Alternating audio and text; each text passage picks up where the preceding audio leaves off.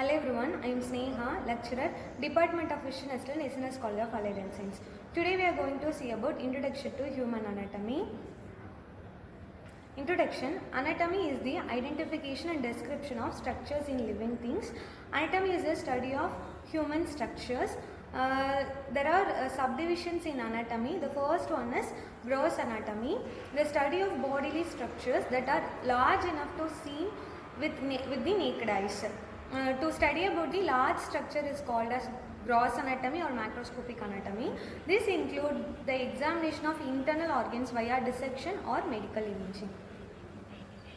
Next one is systemic anatomy, the study of structures that make up a specific body system such as digestive system or nervous system.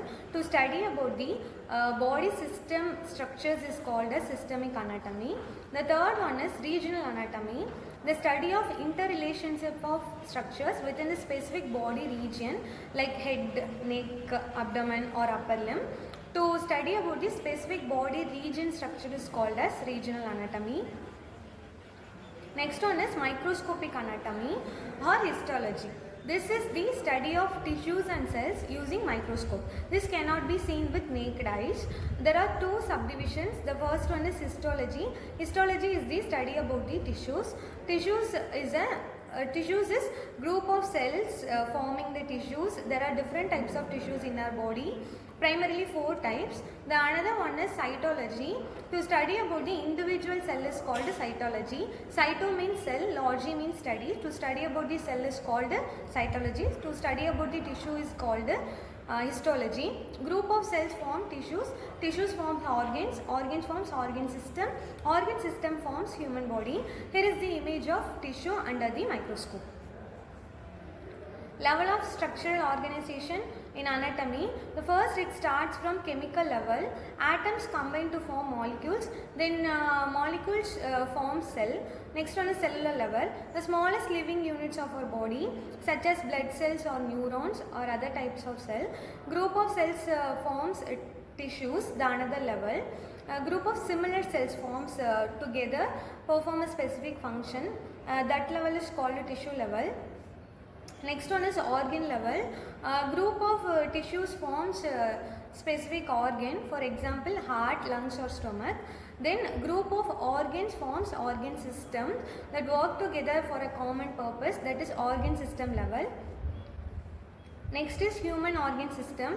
There are 11 major systems in our body. To study about the system structure is called the systemic anatomy. The 11 major systems are, the first one is skeletal system, to study about the body bones. Next one is muscular system, to study about the muscles of our body, especially skeletal muscle which is attached to bones to produce movements. Next one is lymphatic system, which helps to fight against infections. Next one is respiratory system. It contains lungs, trachea, bronchi and bronchioles, alveoli. It is mainly responsible for gas exchange such as breathing. Next one is digestive system, which is responsible to digest food and absorb nutrients, contains gastrointestinal tract from mouth to anus. Next one is nervous system. Nervous system is responsible for signal transmission and coordinates all body functions. It is divided into central nervous system and autonomic nervous system. In central nervous system, it contains brain and spinal cord. In autonomic nervous system, it divides into sympathetic and parasympathetic nervous system.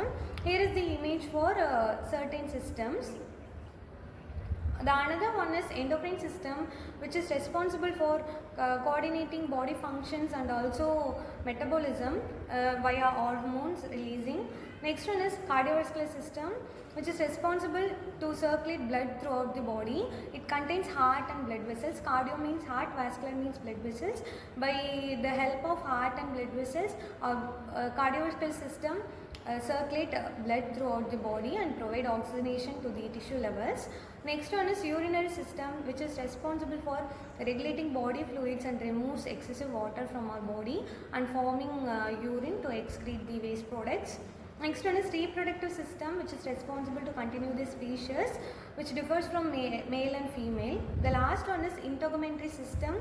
It is study about the skin, hair and nails, which protects our body from injury or any external forces. Here is the image of another systems. Next is anatomical directions. The first one is anterior. Anterior means front. The next one is posterior. Posterior means back. The third one is superior, above or upper. Fourth one is inferior, below or lower.